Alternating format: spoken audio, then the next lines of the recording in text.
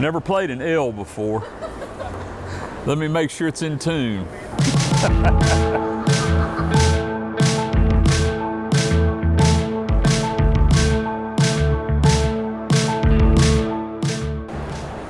Hey everybody, I'm Ken Mellons and this is my mall talk. Well, I am a security officer here at the mall at Green Hills. I've been here for 7 years. I love everybody I work with. The favorite part of my job is the relationships that I've developed with everybody that I co-work with over the last 7 years. We have such a great team here, and that's what I love most about working here. I was born in East Tennessee, Kingsport, Tennessee to be exact, July the 10th, 1965. We moved to Nashville when I was 3 years old in 1968 because my dad took a job at the Tennessean. I grew up in somewhat of a musical family. My mom and dad were huge fans of country music and bluegrass music, and so I was showered with that as a child growing up in Nashville. They would take me to the Grand Ole Opry, Porter Wagoner's TV tapings at WSM. So when I was about 4 years old, I realized this is what I wanted to do, and so that's what I did. I started singing and pursuing it. Graduated in 1983, kept pursuing the music stuff. Worked at Opryland in the show called Country Music USA for 4 seasons, and from that I got to do the Opry. And there's where I kind of got my break and got a record deal with Sony and started writing and singing and touring. And so that's kind of how my whole career started. I've been very blessed to be a part of a wonderful career, especially in the 90s. My first tour was with Billy Ray Cyrus. I've written songs for a lot of other artists, George Strait, Hank Williams Jr., George Jones, Mark Chestnutt. Jukebox Junkie was the biggest record that I had. 1994, it had multiple awards. ASCAP, BMI, Million Airplay Award, was the most played country song at country radio in 1994. So to be a part of that was pretty cool. Then I all of a sudden got off the road and decided that I wanted to get into security. And I've been doing security for the last 13 years and been here for the last 7, which has been a great experience. I love everybody here, and I love working at the mall at Green Hills.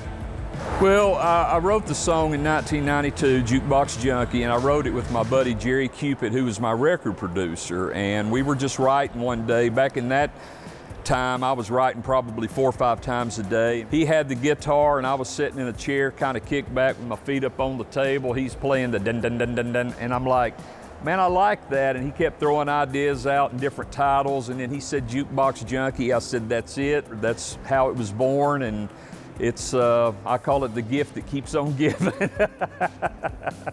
You know, I think with me, there's a lot of different performances that stand out. Obviously, getting to record with George Jones and him actually record one of the songs that I wrote.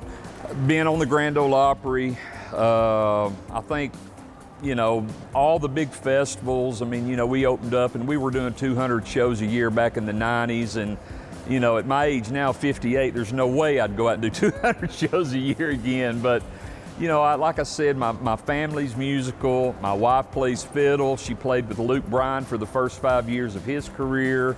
My youngest son, Cash, is 11, and now he's got his own band together, and he's the hottest thing in country music right now. I think the biggest inspiration that you could want as an artist or a songwriter is the life you live, the experiences that you have.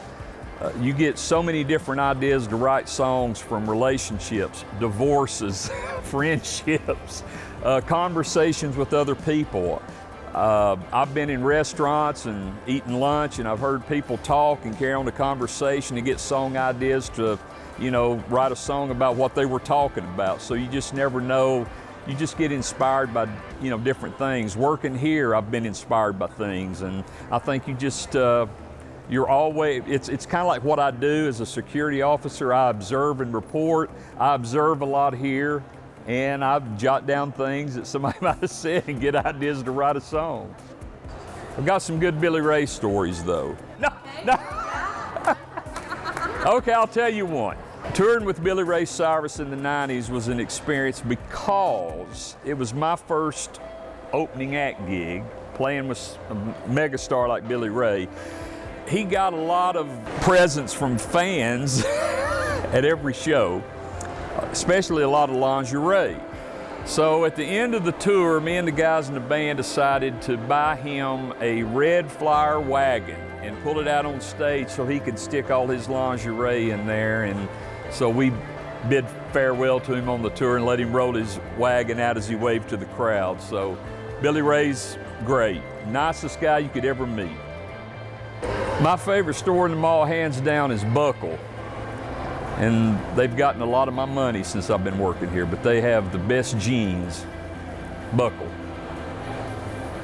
Oh, a lot of people might not know that I did some voiceover work for a Cartoon Network. It was called Saddle Rash, was the name of the cartoon. My character was Cowboy Slim, so you can check that out too. Not too many people would know that probably. Not too many people go, hey, are you Cowboy Slim in Saddle Rash?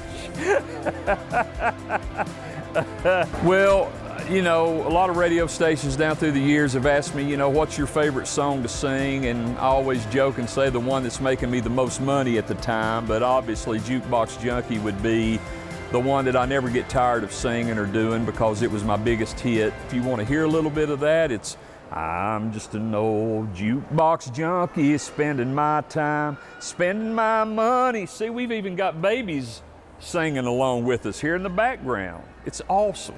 When we put it out at radio and it started taking off and it was climbing up the charts, that's when we were touring with Billy Ray, and we were right outside of Green Bay, Wisconsin. We were doing this big outdoor festival. I mean, you couldn't see the end of people, just thousands and thousands of people. And we always ended the show with Jukebox Junkie, and when my guitar player went into the dun dun dun dun dun, well, the crowd just went nuts. And I knew right then we had a hit record, and from that point on, it was like, yeah, that's just, there's nothing like it.